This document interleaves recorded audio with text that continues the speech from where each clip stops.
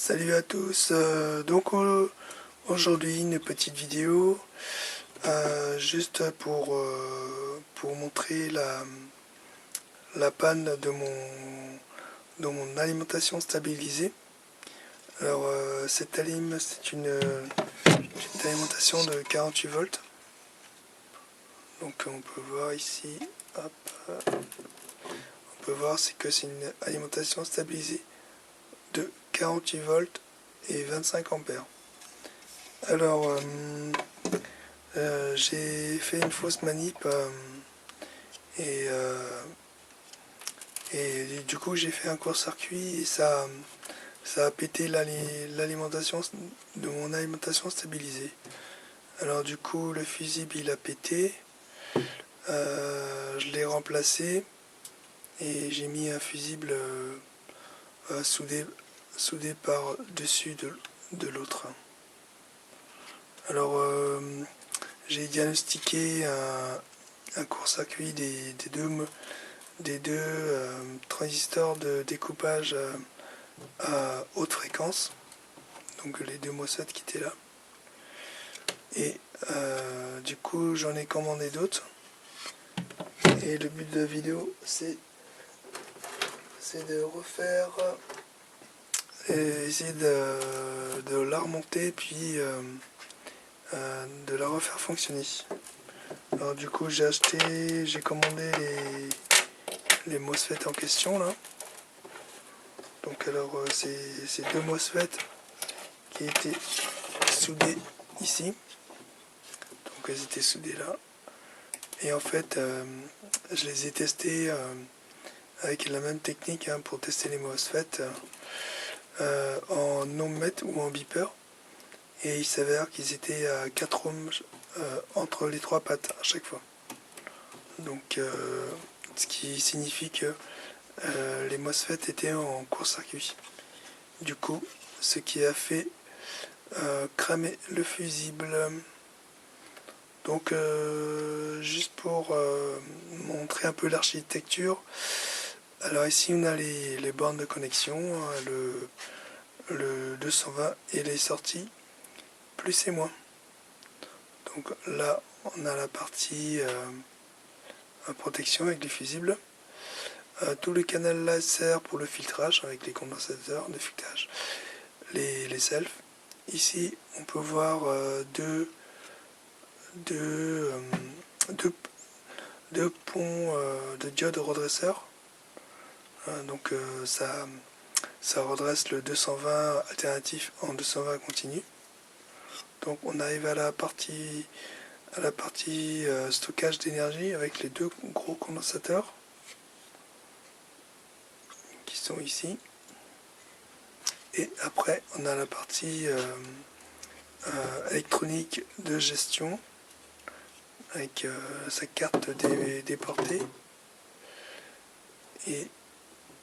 et la transistor d'alimentation de régulateur de tension et la partie découpage. Alors ici on a le primaire, tout ça c'est le primaire, et après le gros transfo de découpage là on est dans le partie secondaire. Donc là on a les condensateurs de lissage avec une self ici en torique avec un bout de ferrite, et ici on a les quatre diodes rapides. C'est les diodes à haute fréquence pour commuter rapidement. Et donc les deux MOSFET ici qui pilotent qui alimentent en haute fréquence de découpage le transformateur. Bon, en gros, je vais pas rentrer dans tous les détails des composants, mais en gros ça fonctionne comme ça. Alors si votre alim est pété, c'est sûrement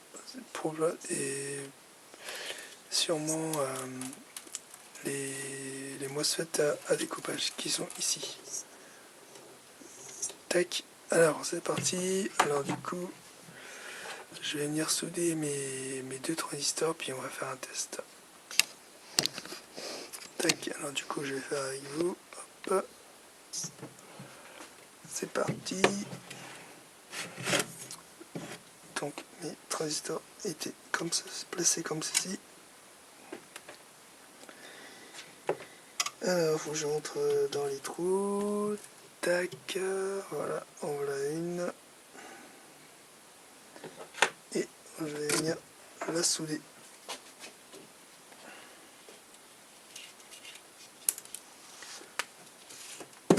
Alors en fait cette alim elle me sert pour recharger mon pack de 48 volts de mon vélo fait maison là. Tac. Alors c'est parti.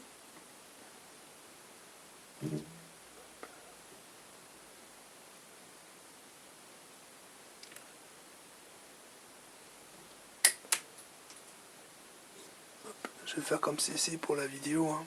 Hop. Donc je viens souder mes 3 packs de mon MOSFET.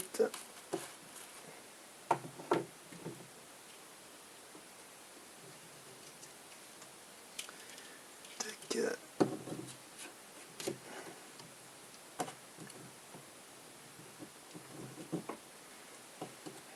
Voilà, c'est pas trop mal. Tac, je vais venir mettre la deuxième.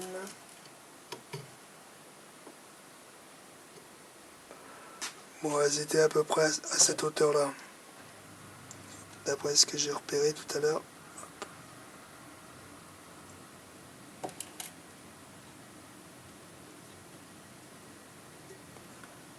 Tac.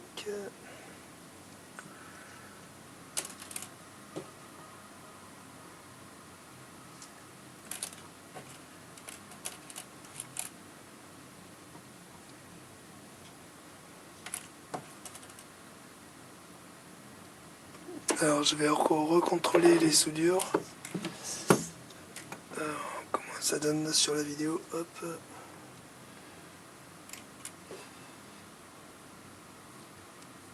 Tac. Tac. Tac, là c'est pas trop mal. Hop. Hop. Hop. Donc voilà, c'est nickel. Donc là j'ai mis mes deux MOSFET de puissance. Là et là. Et puis je vais couper le surplus de pâte qui dépasse.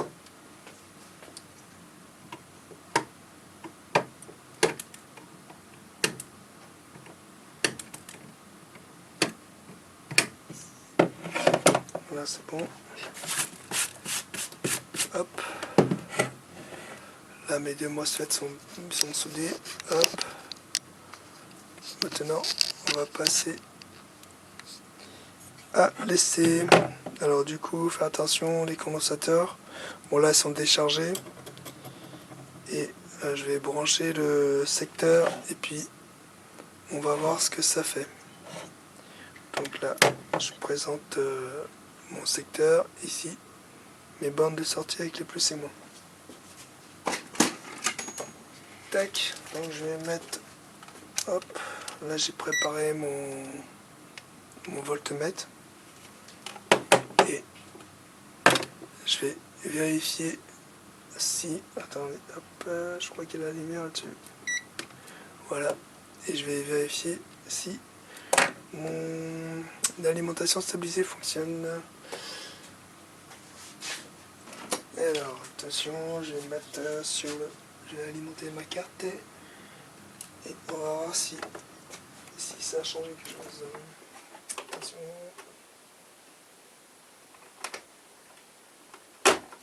Tac. Donc là c'est parti, ça a l'air de fonctionner. Je mon voyant qui s'allume. Hop.